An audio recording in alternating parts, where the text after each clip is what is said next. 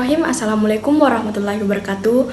Perkenalkan, saya merupakan salah satu siswa UPT SMA Negeri 7 Wajo, tepatnya dari kelas 10E atas nama Kesya Prilianti, ingin menjelaskan sedikit materi tentang ilmu ekonomi, yaitu diagram interaksi 4 sektor. Nah, diagram interaksi 4 sektor ini meliputi rumah tangga konsumen, rumah tangga produsen, rumah tangga pemerintah, dan rumah tangga luar negeri. Tak perlu berlama-lama lagi, kita langsung ke videonya. Nah, sebelum membahas hal tersebut, kita harus mengerti terlebih dahulu apakah yang dimaksud dengan pasar input dan pasar output. Pasar input adalah pasar yang digunakan untuk memperjualbelikan faktor-faktor produksi, sedangkan pasar output adalah pasar yang dipergunakan untuk memperjualbelikan hasil-hasil produksi.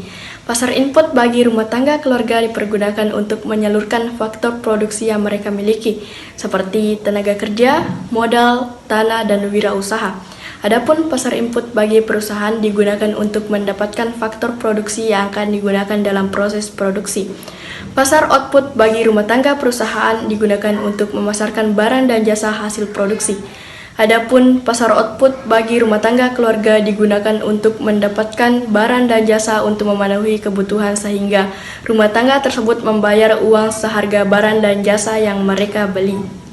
Sebagai pemilik faktor produksi, rumah tangga keluarga akan menyerahkan tenaga kerja, modal, tanah, dan kewirausahaan kepada rumah tangga produksi.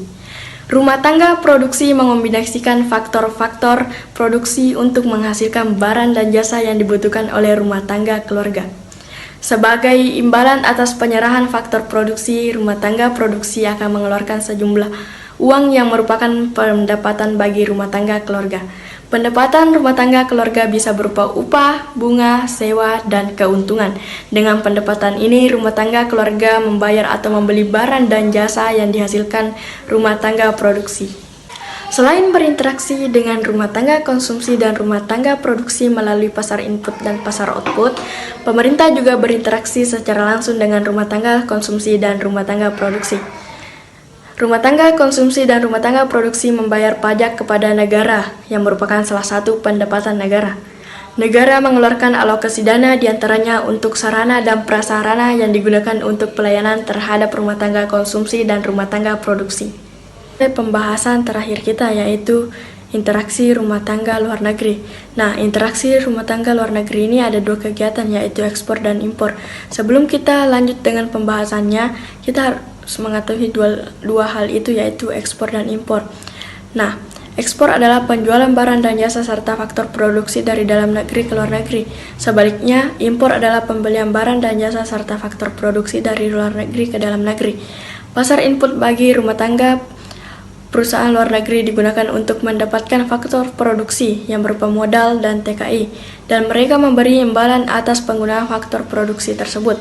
Adapun pasar input bagi rumah tangga keluarga luar negeri digunakan untuk menyalurkan faktor produksi, yaitu berupa modal dan tenaga kerja, dan mendapatkan imbalan atas faktor produksi tersebut.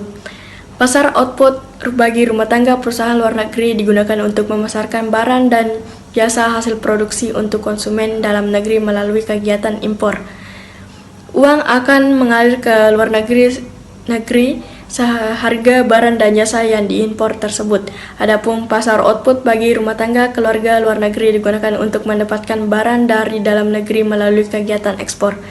Uang akan mengalir ke dalam negeri seharga barang dan jasa yang diekspor tersebut. Baik teman-teman, hanya ini yang dapat saya sampaikan. Semoga bermanfaat bagi teman-teman sekalian. Jika ada kekurangan mohon dimaafkan. Wassalamualaikum warahmatullahi wabarakatuh.